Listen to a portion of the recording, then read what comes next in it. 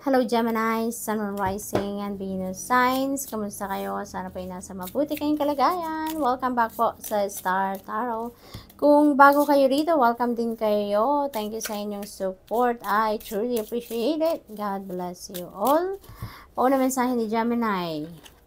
Huli, napakaganda. We have coins. Money will be coming to you, Gemini. Maghanda na kayo sa parating na perang ito. You know, this could come from different sources kasi hindi siya specific kung saan siya manggagaling. Pero maaaring manggagaling ito sa iba't ibang source, no?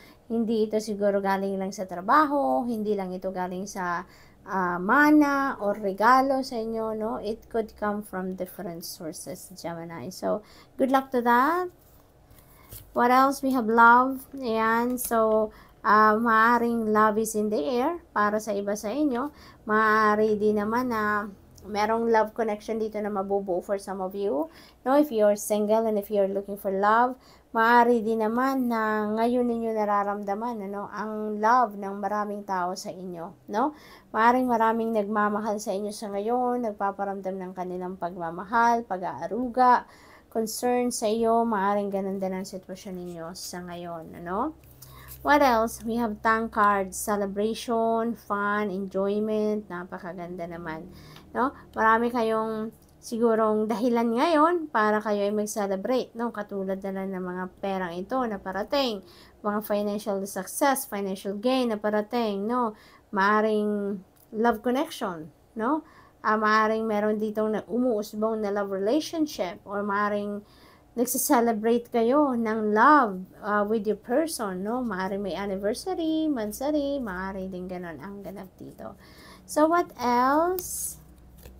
We have feathers. Someone you know is undependable and insincere. Ayan. So, may madidiscover kayo ngayon na sayang naman ang oras pala, no? Nang ininvest din ninyo na emosyon dito sa taong ito, pagmamahal, lahat, ganon. No? Maring madidiscover ninyo na, nagkakamali pala kayo sa akala ninyo, no? Tungkol sa taong ito.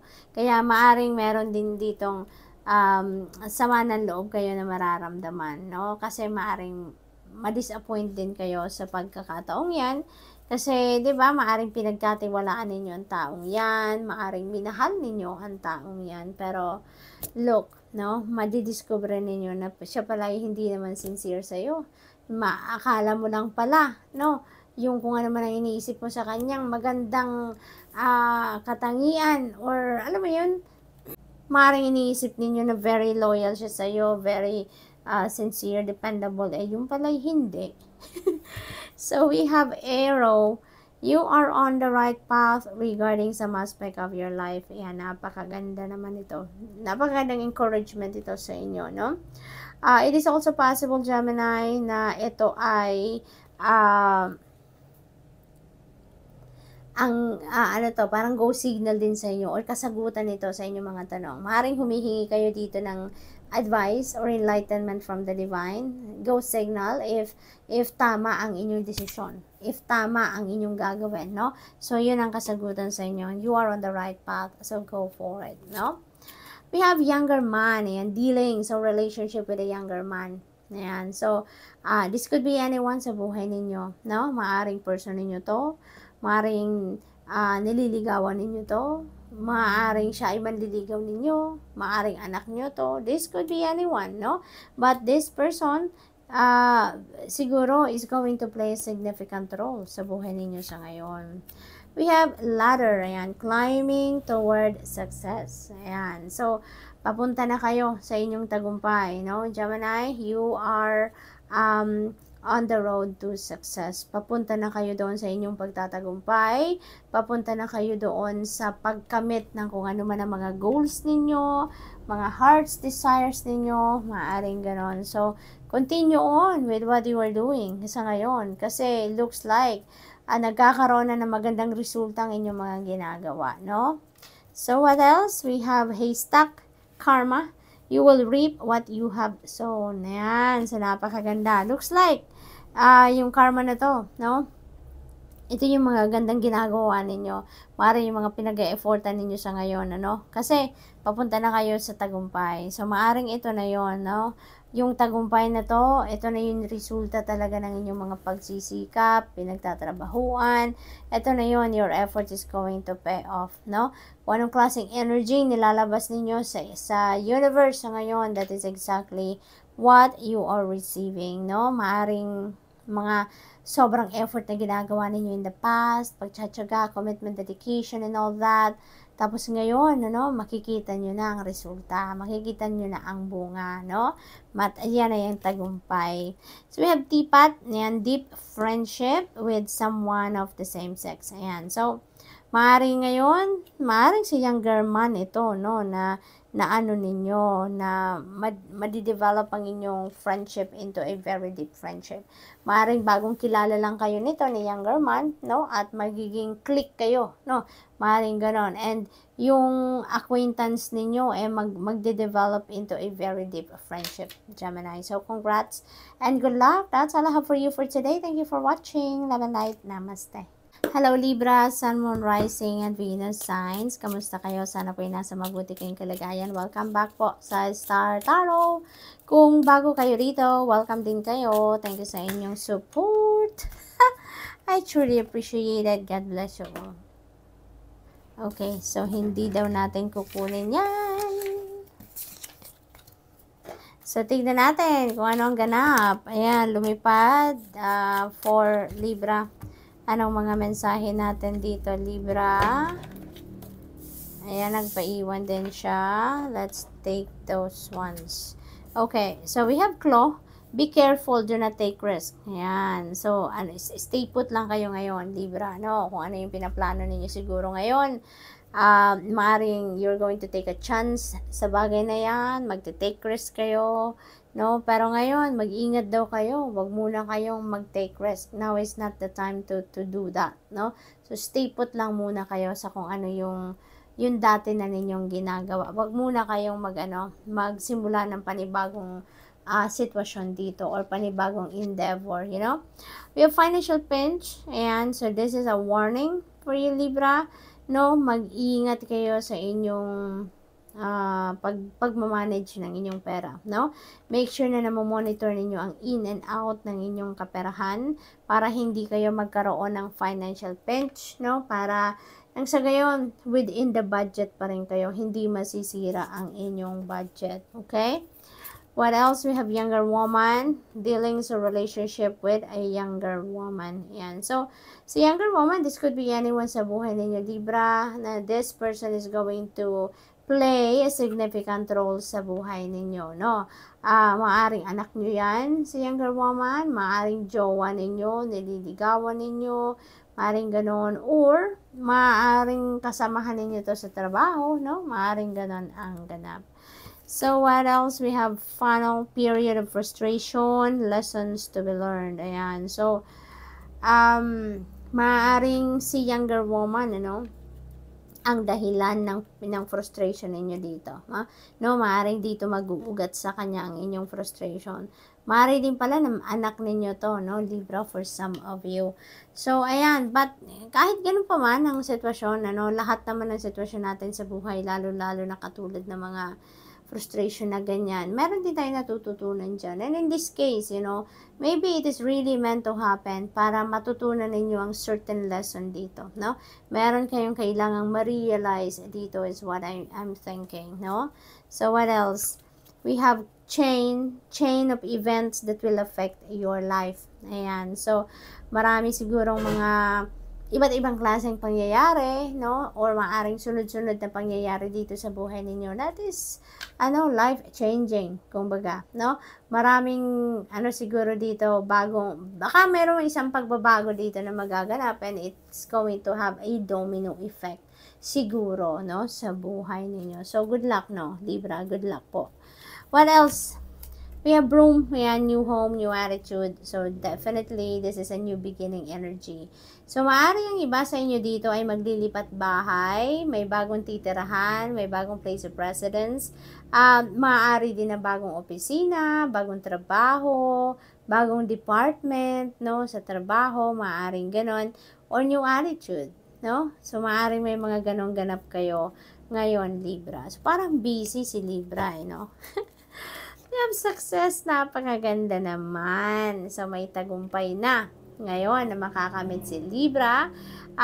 Parang ano to, Libra, pero parang merong malalaki, parang isang bonggang-bonggang tagumpay. Ito na mangyayari sa inyo. At saka, hindi lang dyan nagtatapos. Parang meron din small successes pa na maaring mangyari dito sa inyo. Maaring isang bonggang-bonggang tagumpay ang mangyayari muna. Tapos, meron pang mga kasunod. Meron pang mga bagay na pagtatagumpayan kayo or sitwasyon na pagtatagumpayan kayo ng mga small successes naman siya, no? So, possible din yan. So, what else? We have flowers, happiness, yay, napakaganda. Magiging masaya kayo dito, Libra. Mababalot kayo ng saya, no? Around this time. May tagumpay, so maaaring dito manggagaling ang saya ninyo, no? Maaaring ito yung magpapa-extrang saya sa inyo, or this could be yung mga bagong sitwasyon na to, new home, new office, mga ganon, new work, no? Ang maaaring siya din ang dahilan ng inyong kasiyahan. Crib, yan, birth or conception of a child, ayan. So, merong magbubuntis dito sa inyo, or kung hindi man kayo, ibang tao, no? Maaring yung person ninyo, or kamag-anak ninyo, kaibigan, ano? Maaring ganon. Maaring si younger woman, no? Maaring siya yung magbubuntes, or siya yung buntes, or maaring manganganak na, no? That is also possible. It is also possible na ano to, bagong enterprise, bagong business venture, no? Maaring ganon. Kaya, maraming ganap, no? Sa buhay ni Libra sa ngayon, maraming kabisihan, pero maganda. Kasi magtatagumpay kayo, may happiness, may mga new ventures, new beginnings, no? So, this is really exciting. So, that's all I have for you for today. Thank you for watching. Love and light. Namaste. Hello, Aquarius, Sun, Moon, Rising, and Venus signs. Kamusta kayo? Sana po nasa mabuti kayong kalagayan. Welcome back po sa Star Tarot. Kung bago kayo rito, welcome din kayo. Thank you sa inyong support. I truly appreciate it. God bless you all po. Hala. Ayan, meron bumaliktad eh. Hanapin natin. Ayan. Alrighty. So, tingnan natin. First message ninyo, first card na tumalon, we have light-hearted and carefree time. Ayan. So, chillin lang muna kayo ngayon, Aquarius, no? Chillin lang muna kayo. Focus muna kayo dun sa pagra-relax, no? So, maaaring yan ang ganap ninyo ngayon. Taking a break, no? From stress or from trabaho, no? At mag-chill muna kayo. We have bouquet, compliments from an admirer. Ayan. So, meron kayo dito mga mabulaklak siguro na mga pananalitang maririnig ninyo from your admirer, no? Maaring yan ay nasa circle of friends lang ninyo, or maaring katrabaho ninyo yan, ano? We have I, psychic ability, trust your intuition. Yan. So, your intuition is on point. Yung inyong mga psychic abilities ninyo are ano ngayon, buhay na buhay, kumbaga malakas, no? Yung ganon. Kaya, ang advice sa inyo dito, pagtiwalaan ninyo ang inyong intuition. Listen and follow what your intuition is telling you, dahil yan ay maaaring siya yung maghahatid sa inyo ng mga importanteng gabay on how you're going to navigate your situation sa ngayon, Aquarius. So, napakaganda.